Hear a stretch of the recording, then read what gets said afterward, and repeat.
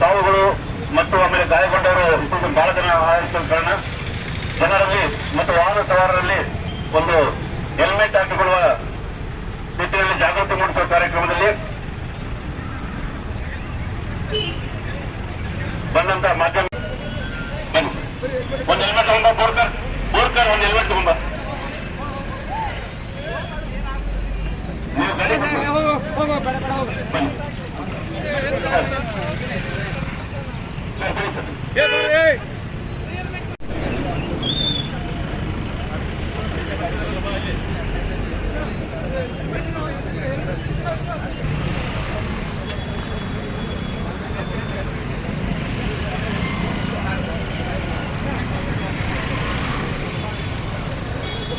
ಹಾಕೊಳ್ಳಿ ಹೆಲ್ಮೆಟ್ ಹಾಕೊಳ್ಳಿ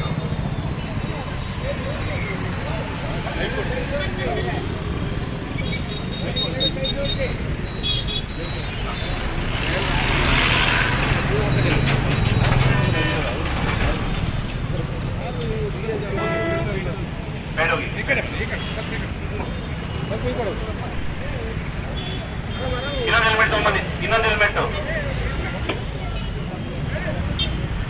ಒಬ್ಬರು ನಿಂತ್ಕೊಳಕ್ಕೆ ಇಲ್ಲಿ ಹೆಲ್ಮೆಟ್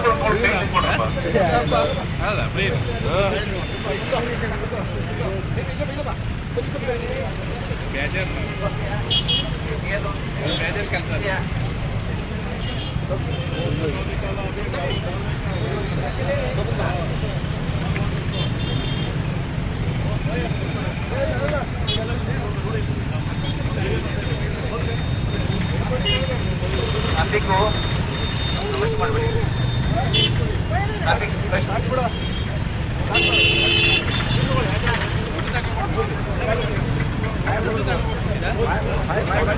ಹೌದೌದು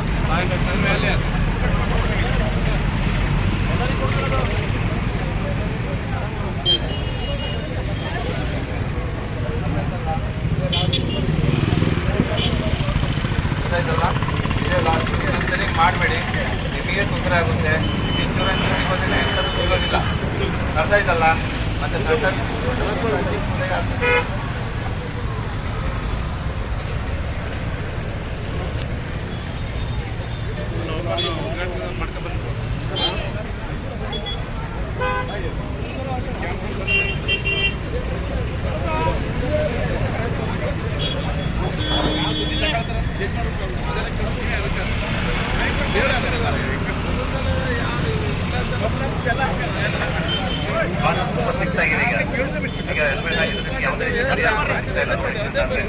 ಹೆಲ್ಮೆಟ್ ಕಡೆ ಆಗಿದೆ ಈಗ ಹೆಲ್ಮೆಟ್ ತಗೊಳ್ಳಲಿಕ್ಕೆ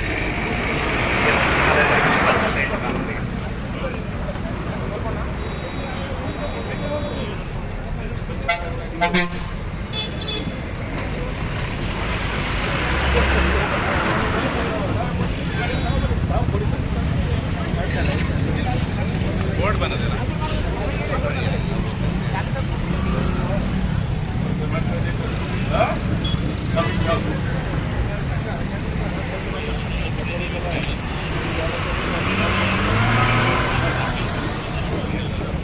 ತಗೊಳ್ಬೇಕಿಲ್ಲ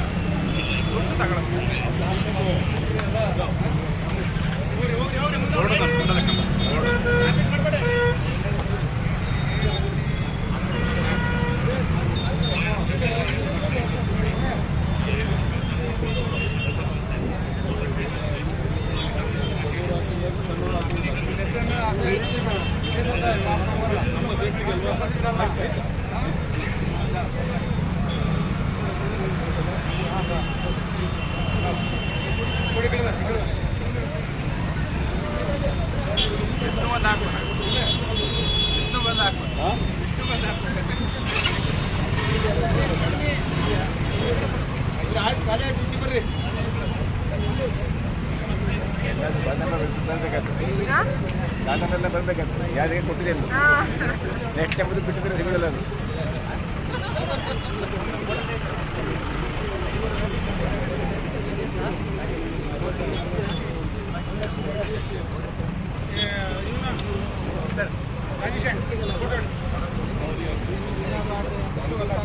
ಅಲ್ಲ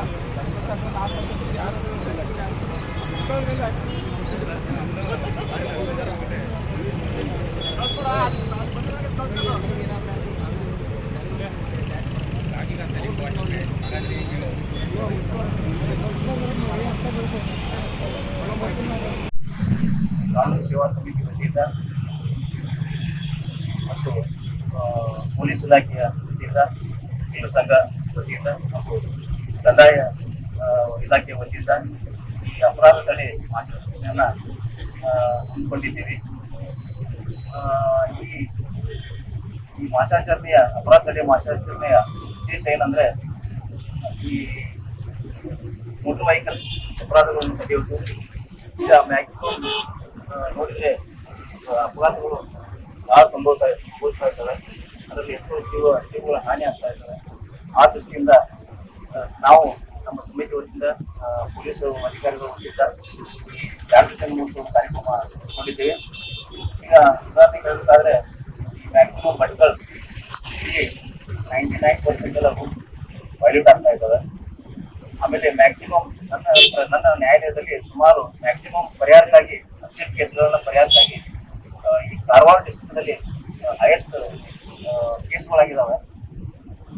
ಅದು ಪರಿಹಾರಕ್ಕಾಗಿ. ಅದೇ ರೀತಿ ಪರಿಹಾರ ಪಡೆಯೋದು ಅಷ್ಟೇ ಕೇಸ್ ಅಲ್ಲ. ನಾವು ಪರಿಹಾರ ತಗೊಂಡ್ರೆ ಒಂದು ಜೀವ ತಿರುಗಿ ಬರೋದಿಲ್ಲ. ಅದಕ್ಕೆ ತಾವು ಸಾರ್ವಜನಿಕರು ತಮ್ಮ ಸಂಚಾರವನ್ನ ವೆಹಿಕಲ್ಗಳ ಮೇಲೆ ಸಂಚಾರ ಮಾಡುವಾಗ ಕಡ್ಡಾಯವಾಗಿ ಬೇಲಿ ಪಡೆದಿರಬೇಕು, ಅದ್ರ ಮೇಲೆ ಇನ್ಶೂರೆನ್ಸ್ ಮಾಡಿರಬೇಕು. ಆಮೇಲೆ ಇನ್ನುಳಿದ ಎಲ್ಲ ಟ್ರಾಫಿಕ್ ರೂಲ್ಸ್ಗಳನ್ನ ಫಾಲೋ ಮಾಡಬೇಕು. ಅದರಿಂದ ಅವರಿಗೆ ಬೆನಿಫಿಟ್ ಹೊರತಾಗಿ ಬೇರೆ ಯಾರಿಗಲ್ಲ. ಸಪೋಸ್ ಅವರು ಜೀವಕ್ಕೆ ಏನಾದ್ರೆ ಹಾನಿ ಆದ್ರೆ ಅವರು ಮನೆಯಲ್ಲಿ ಅವಲಂಬಿತರು ಅಥವಾ ಮತ್ತೆ ಗಾಯಗೊಂಡಂತ ವ್ಯಕ್ತಿ ಮತ್ತು ಅವರು ಅವಲಂಬಿತರಿಗೆ ಉಪದಾರದ ನಷ್ಟ ಆಗುತ್ತೆ. ಪರಿಹಾರ ಕೊಡುತ್ತೆ ನಿಜ, ಬಟ್ ಪರಿಹಾರ ಇಸ್ ನಾಟ್ ದಿ ಅಲ್ಟಿಮೇಟ್. ಅವರಿಗೆ ಹೋಲ್ ಜೀವ ಸಿಗುವುದಿಲ್ಲ. ಅದಕ್ಕೆ ನಾವು ಮುನ್ನೆಚ್ಚರಿಕೆ ಕ್ರಮವಾಗಿ ನಾವು ವ್ಯಕ್ತಿಗಳನ್ನ ಇಟ್ಕೊಂಡು ನಾವು ವಾಹನಗಳನ್ನ ಸಂಚಾರ ಮಾಡಿದ್ರೆ ಈ ನಮ್ಮ ಸಮಾಜದಲ್ಲಿ ಶಾಂತಿ ನೆಲೆಸುತ್ತೆ. ಅದೇ ರೀತಿ ಇದನ್ನ ನಾವು ಯಾರಿಗೂ ಆಯ್ನಾಗ್ಲಿ ಏನಾಗ್ಲಿ ಹಾಕಿಲ್ಲ.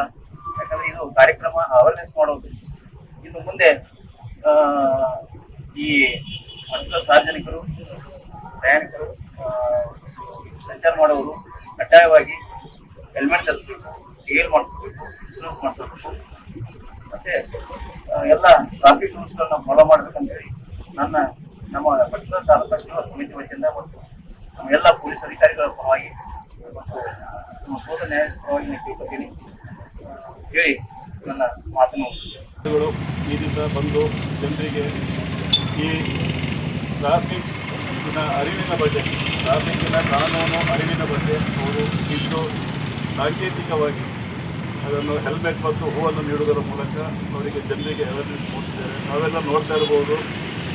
ಇದು ಎಷ್ಟು ಇಂಪಾರ್ಟೆಂಟ್ ಹೇಳ್ತಿದ್ದಾರೆ ಅಂದರೆ ಮ್ಯಾಜಿಸ್ಟ್ರೇಟ್ ಅವರು ರಸ್ತೆಗೆ ಬಂದು ಜನರಿಗೆ ಅವೇರ್ನೆಸ್ ಕೊಡುವಂತಹ ಒಂದು ವ್ಯವಸ್ಥೆ ಇವತ್ತು ಆಗ್ತಾ ಇದೆ. ಜನರು ಅದನ್ನು ನಮಗೆ ಇದನ್ನು ಯಾಕೆ ಮಾಡ್ತಿದ್ದಾರೆ ಜನರು ತಿಳ್ಕೊಳ್ಬೇಕಾಗಿದೆ. ಕೇಸ್ ಹಾಕೋದೇ ಇಲ್ಲಿ ಮುಖ್ಯವಾದ ಉದ್ದೇಶ ಅಲ್ಲ. ಜನರು ಅವರ ಕುಟುಂಬ ಏನಾದ್ರು ಹೆಚ್ಚು ಕಮ್ಮಿ ಆದಾಗ ನಾವೆಲ್ಲ ನೋಡ್ತಾ ಇದ್ದೀವಿ. ಹದಿಹರೆಯದ ಮಕ್ಕಳು 12, 13, 14 ವರ್ಷದ ಮಕ್ಕಳು ಟ್ರಿಪಲ್ ರೈಡ್, ಆ ಓವರ್ ಸ್ಪೀಡ್ಗಳು, ಇವೆಲ್ಲ ಇಲ್ಲಿ ವೈಲೇಷನ್ಗಳು ಕೇಸ್ ಮಾಡಿದ ಹಾಗಾಗಿ ಏನೇನು ಹಲವಾರು ಕಾರಣಗಳಿಂದ ನಾವು ಎಷ್ಟು ಕೇಸ್ ಮಾಡ್ತಿದ್ದೀವಿ ಆದರೂ ವೈಲೇಟ್ ಮಾಡ್ತಾನೆ ಇರ್ತಾರೆ, ಉಲ್ಲಂಘನೆ ಮಾಡ್ತಾನೆ ಇದ್ದಾರೆ. ಅದನ್ನು ಅವೇರ್ನೆಸ್ ಆಗಲಿ ಜನರಲ್ಲಿ. ಇದೇ ರೀತಿ ಕಾರ್ಯಕ್ರಮಗಳು ನಮ್ಮಲ್ಲಿ ಮೂಡಿ ಬಂದು ಜನರು ಇದು ಸಾಂಕೇತಿಕವಾಗಿ ಒಂದು ನಡೆದ ಕಾರ್ಯಕ್ರಮ. ಇನ್ನು ಮುಂದಕ್ಕೆ ಇಲಾಖೆಯಿಂದ ಈ ಬಗ್ಗೆ ಟ್ರಾಫಿಕ್ ಅವೇರ್ನೆಸ್ ಬಗ್ಗೆ ಕಟ್ಟುನಿಟ್ಟಿನ ಒಂದು ಕ್ರಮ ನಮ್ಮ ಇಲಾಖೆ ಸಹ ಪಡ್ಕೊಂಡು ನಡೆಸ್ತಾರಂತ ಹೇಳ್ತಾ, ನಮಗೆಲ್ಲ ಗೊತ್ತಿದ್ದ ಹಾಗೆ ಈ ದೇಶದಲ್ಲಿ ಬೇರೆ ಎಲ್ಲ ಕಾಯಿಲೆಗಳಿಂದ ಇತರರಿಂದ ಸಾಯೋದಕ್ಕಿಂತ ರೋಡ್ ಆಕ್ಸಿಡೆಂಟ್ಗಳಲ್ಲಿ ಸಾಯುವಂಥದ್ದೇ ಜನ ಸಂಖ್ಯೆ ಜಾಸ್ತಿ ಆಗಿರೋದರಿಂದ ಇದೆಲ್ಲ ಮನಸ್ಸಲ್ಲಿಟ್ಟುಕೊಂಡು ಈ ದಿವಸ ಈ ಕಾರ್ಯಕ್ರಮವನ್ನು ಮಾಡ್ತಿದ್ದಾರೆ. ಕಾನೂನು ಸೇವಾ ಸಮಿತಿ ಮತ್ತು ನಮ್ಮ ಪೊಲೀಸ್ ಇಲಾಖೆ ವತಿಯಿಂದ ಇದನ್ನು ಮಾಡಿಕೊಂಡಿದ್ದಾರೆ. ನಾವು ಸಹ ಮಾಧ್ಯಮ ಮಿತ್ರರು ಆದಷ್ಟು ಇದಕ್ಕೆ ಸ್ವಲ್ಪ ಪ್ರಚಾರವನ್ನು ನೀಡಿ ಜನರಲ್ಲಿ ಸ್ವಲ್ಪ ಅವೇರ್ನೆಸ್ ನಾವು ಸಹ ಮೂಡಿಸುವಲ್ಲಿ ನಮಗೆ ಸಹಾಯ ಮಾಡಬೇಕು ಅಂತ ಹೇಳ್ತಾರೆ.